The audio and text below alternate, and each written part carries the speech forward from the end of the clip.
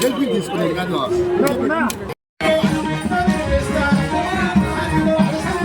Hello friends, అందరికీ నమస్తే.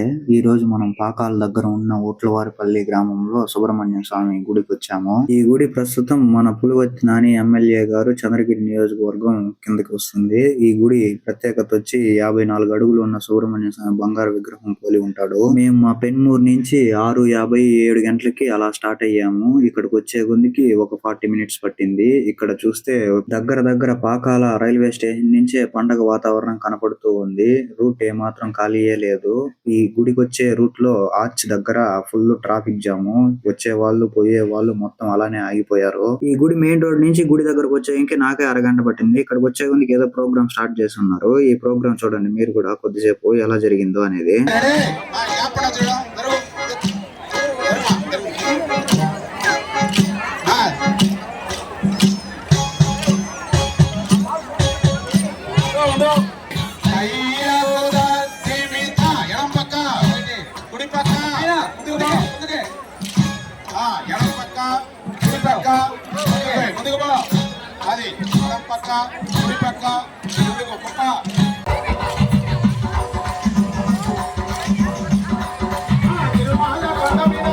ఇక్కడ చూడండి, మన పులివర్తి నాని ఎమ్మెల్యే గారు 78వ గాడి కుర్తికి సందర్భంగా పాలు పెరుగు జనాలకి పంచుతూ ఉన్నారు. గాడి నుంచి ఆ కోలాటాన్ని కొంచెంసేపు చూసేసి దర్శనానికి వెళ్దామనేసి స్టార్ట్ అయ్యాము. ఈ దేవుణ్ణి మాత్రం చూస్తా ఉంటే అలానే చూడబుద్ధి అవుతా ఉంది. ఎక్కడికి వెళ్ళను కాలేదు. నేను కావిళ్ళు స్టార్ట్ కాకముందు 2 సార్లు వచ్చాను, కానీ దర్శనానికి మాత్రం వెళ్ళలేదు పైన గుడికి. ఈసారి ఖచ్చితంగా వెళ్లాల్సింది ఎంతమంది జనం ఉన్నా అనేసి స్టార్ట్ అయ్యాము. ఫ్రీ లైన్ లో వెళ్దాం అనేసి. ఈ పచ్చని చెట్లకి లైట్లు డెకరేషన్ తో భలే ఉంది చూడడానికి. ఆ చెట్టు చూడండి పైన ఎంత బాగుందో. ఆ డెకరేషన్ లో ఆ జనాలు ఆ పండగ వాతావరణం మొత్తం చూసుకుంటూ ఫ్రీ లైన్ లో స్టార్ట్ అవుదాం అనేసి లోపలికి వెళ్ళాము. ఆ లైన్ చూసి నాతో కూడా వచ్చిన మా ఊరు ఫ్రెండ్స్ వాళ్ళందరికీ భయం వేసింది. ఇంకా అటు నుంచి రిటర్న్ అయిపోయి 100 రూపాయల టికెట్ తీసుకొని వెళ్దాం అనేసి వచ్చాము. వచ్చేటప్పుడు ఇదేదో ఊరోళ్ళు బ్యాచ్ మొత్తం కావిళ్ళు ఎత్తుకొని వస్తున్నారు. మామూలుగా లేదు ఈ డ్రమ్స్ తో రచ్చ. చూడండి మీరే ఒకసారి.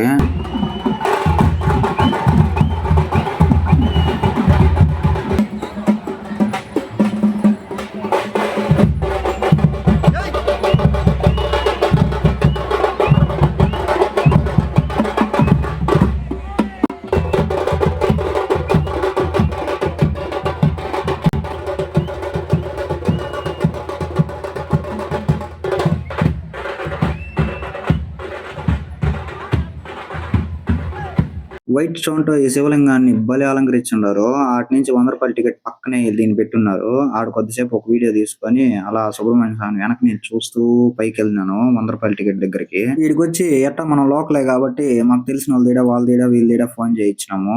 ఎట్టో కొట్ట హ్యాండిల్ చేసుకుని ఒక 2 టికెట్ తీసుకొని ఒక 2 టికెట్ తీసుకోకుండా స్టార్ట్ అయ్యాం పైకి. హాయ్ చెప్పండి ఫ్రెండ్స్.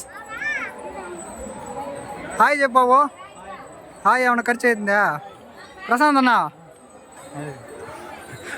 అటు నుంచి నేరుగా మా ఫ్రెండ్స్ తో అలా ఆడుకుంటూ పాడుకుంటూ కొండ మీదకి స్టార్ట్ అయ్యాము. నిదానంగా వచ్చేసరికి వస్తూనే ఉంది, పోయేసరికి పోతూనే ఉంది అన్నట్టు. వచ్చే భక్తులు వస్తూనే ఉన్నారు, పోయే భక్తులు పోతూనే ఉన్నారు. గుడిలోకి ఎంటర్ అవుతానే ఈ ఫ్రూట్స్ తో బలి అలంకరించున్నారు గుడి లోపల. మీరే చూడండి.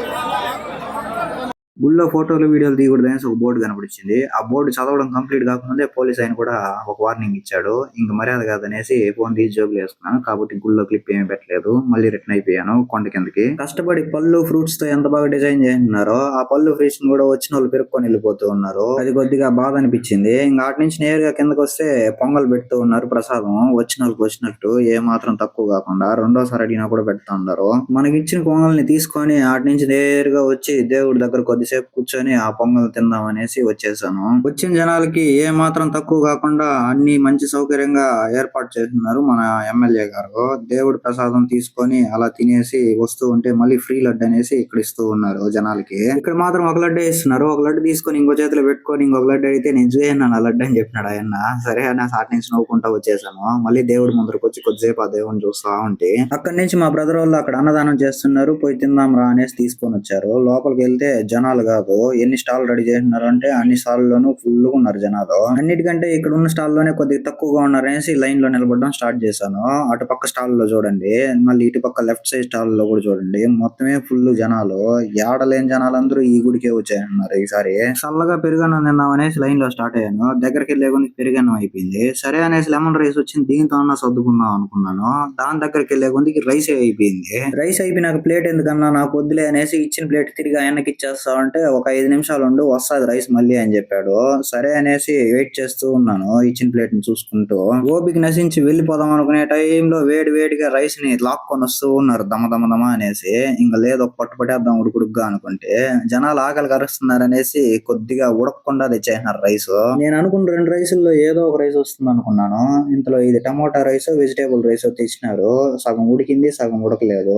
కడుపులో ఉడికిపోతుంది అని తింటామంటే దిగలేదు. పాపం అంతమంది జనాలు వచ్చి నెత్తిన పడిపోతా అంటే వాళ్ళు మాత్రం ఏం చేసేది, వచ్చిన వాళ్ళకి లేదనకుండా పెడతా ఉంటారు. దానికి మెచ్చుకోవచ్చు. మళ్ళీ దానికి ఒక కర్రీ కూడా ఇచ్చినారు. ఎలాగోలా మొత్తానికి సాధించుకొని వచ్చాము దీడ మా బ్యాచ్.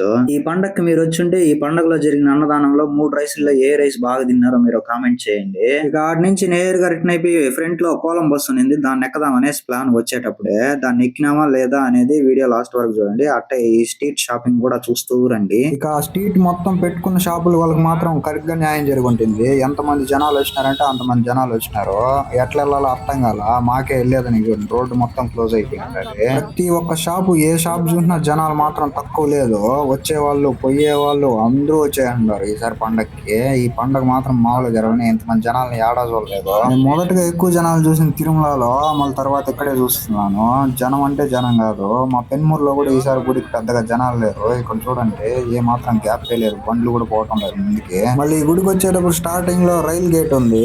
ఆ రైల్ గేట్ దగ్గర గేట్ కానీ పడిపోయిందంటే వచ్చే వాళ్ళ పరిస్థితి పోయే వాళ్ళ పరిస్థితి ఒకసారి ట్రైన్ వస్తే ఎలా ఉంటుందో ఊహించుకోండి. అసలు ఈ రోజు ఈ రూట్ లో ట్రైన్లు అన్నా పోతున్నాయో పోలేదో అర్థం కాలేదు. అంతమంది జనాలు ఆ స్టార్టింగ్ లో అయితే పాపం పట్టడం లేదు రైల్వే ట్రాక్ దగ్గర. ఆడే చాలా లేట్ అయిపోతుంది రావడానికి పోవడానికి. ఎలాగోలా కింద పడి పైన పడి కొద్ది కొద్దిగా ముందుకు వస్తూ ఉన్నాము. మా వాడిని వీడియో తీరా అనేసి నేను బండి తోలుతా అంటే మా వాడు తిప్పి చేసినాడు వీడియో తీయమంటే. కొద్దిసేపు ఏదైనా షాపింగ్ చేసి ఇంటికి బొమ్మలు గిమ్మలు కొనుక్కొని వెళ్దాం అనుకున్నాను. ఇంతలో లైట్ గా వాంఛింపులు స్టార్ట్ అయినాయి. ఇంటికి పోతామో పోలేమో అనుకున్నాను ఈ ట్రాఫిక్ లో.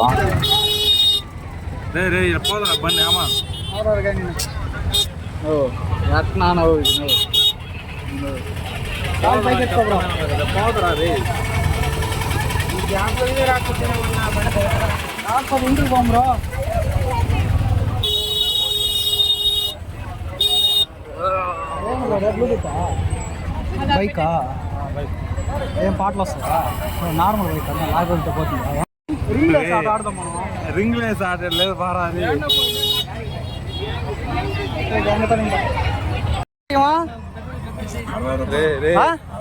వెండి ఇదా ఏదైనా 60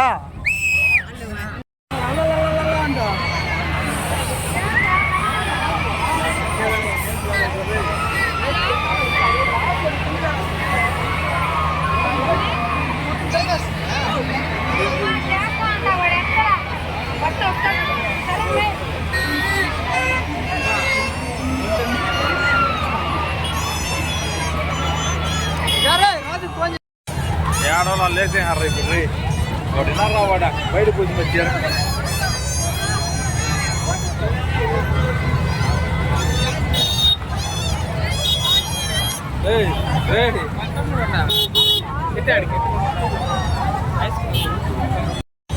ఆయన మనూరుగా ఉందా?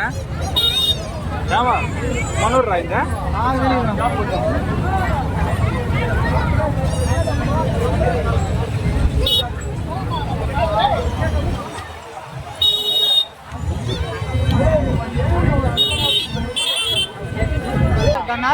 ఆపేసి మొత్తం ఆపి